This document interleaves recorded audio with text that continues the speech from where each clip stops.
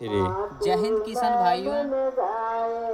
जैसा कि मैंने किसान भाइयों को समझाया, अगर कोई किसान भाई 1 एकड़ या 1 एकड़ से अधिक या 1 एकड़ से कम खेती बाड़ी करते हैं तो उसके के लिए जीवा अमृत खाद बनाने का फार्मूला मैंने किसान भाइयों को दिया, पर अधिकतर किसान भाई उससे समर्थ नहीं हो पाए, यानी बना नहीं पाए।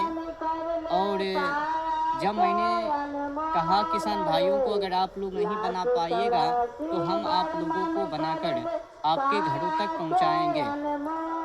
तो मैंने जीवा अमृत खादों को बनाकर कुछ किसान भाइयों को दिखलाया। तो कुछ किसान भाइयों ने हमसे पूछा कि इनको कैसे डाला जाए।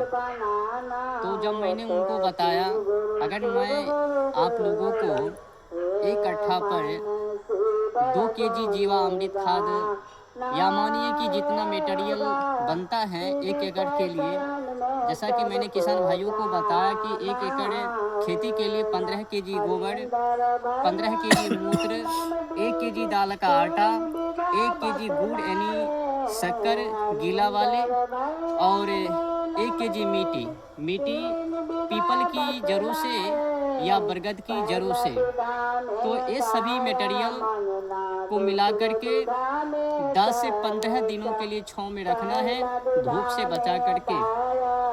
तो बनाने का तरीका तो आसान है, और डालने का भी, खेतों में छिड़काव करने का भी तरीका आसानी सरल ही है। पर किसान भाई आजकल के समय में बहुत ही आलसी और मत से वशीभूत हैं।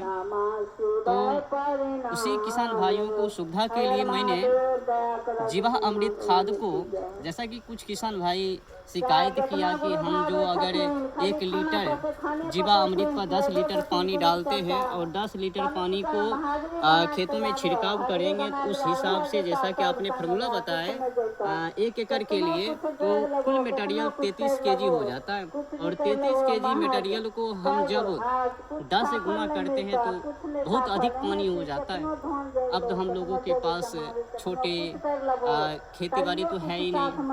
तो मैंने कहा, अगर आप लोग उस तरीकाओं से नहीं डाल सकते तो कोई बात नहीं है, लेकिन हम तो आपके खेतों में तो डलवाएंगे, जिस भी तरीका से हो, लेकिन डलवाएंगे। तो मैंने जिस भी किसान भाइयों से वादा किया, वचन दिया, उस वचनों के और जीवा अमृत खाद को जन जन लोगों तक, किसानों तक, खेतों तक पहुंचाने का जो वादा किया, वचन दिया, मैं किसान भाइयों को अब तो वो गीला टाइप यानी जो घोल बना था जीवा अमृत खाद, वो घोल की तरह होता है। तो उस घोल को मैंने, आप देख सकते हैं यहाँ पर मटेरियल पड़ा हुआ है, और उससे भी मैंने पावरफुल करके जीवा अमृत खाद, कली छूना और हरी खाद, और अपना नीम का खली है और सरसों का खली भी है, और मैंने जो रस निकाला है नीम का, अंडे का, भगंडी का, धुतूर का, अकान का, खैनी का, जो हरी भरी जो पत्तियां होती हैं उनका भी पत्तियां, इन सभी मटेरियल को मैंने रस निकाल कर इसमें डाला है। सब मिलाए का मतलब मानिए कि पूरा जो मटेरियल है 22-23 मटेरियल इसमें और मैंने एडवांस दे दिया है, और आगे कर दिया है जीवा अमृत के अलावा। जीवा अमृत में आप लोगों ने तो सुन ही लिया कि जीवा अमृत कैसे बनाया जाता है, उसमें क्या क्या मटेरियल लगता है। तो इससे आगे जो प्रोसेस है और जो बनाने के तरीका है छिटरी टाइपिंग का, अभी जो हम बना रहे हैं जीवा अमृत को छिटरी टाइपिंग, यानी कि जीवा अमृत को जैविक में परिवर्तन कर रहे हैं।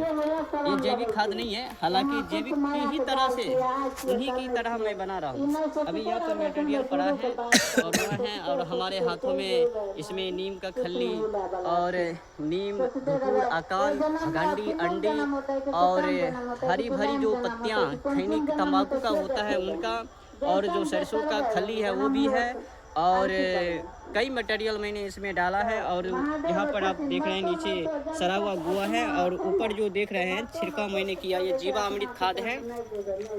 और वो जो साइड में देख रहे हैं बोरी में, वो कली चूना है। और डिब्बा में जो देख रहे हैं वो जीवामृत खाद है।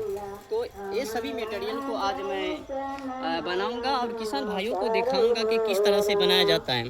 और जो हमारे डिब्बा में देख रहे हैं हमारे हाथों में जो है, इसमें है हरी खाद, नीम खल्ली, और अपना सरसों जो गाय को खिलाते हैं, जानवरों को खिलाते हैं, वो खल्ली भी इसमें डाला हुआ है। और लगभग में इसमें जो है कि ना 22 मटेरियल डाला हुआ है।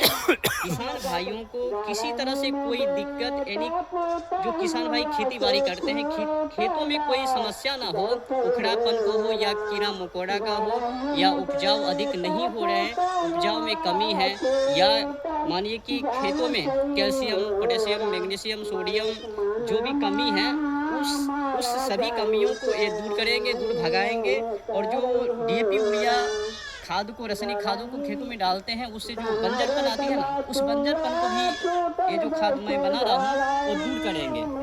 तो इसी मटेरियल को मैंने आप लोगों के बीच साझा करने के लिए छोटा सा मैं कदम उठाया, ताकि लोग समझें और अपने खेतों में स्वदेशी तरीक़ों से खेती बाड़ी करें और जहर मुक्त खेती करें। और जो भी खाद लगे खेतों में वो अपने स्वदेशी खादों को ही डालें, रासायनिक खादों को भूल कर भी अपने खेतों में ना डालें। और खास करके जो रासायनिक खादों में है ना, डीएपी यूरिया, इनको तो डालना ही नहीं चाहिए। डीएपी बंजर और यूरिया सूक्ष्म जीव को मारना, केचुआ को मारना, इन दोनों खादों को, डीएपी और यूरिया खादों को अपने खेतों में मत डालिए, उससे दूर रहिए।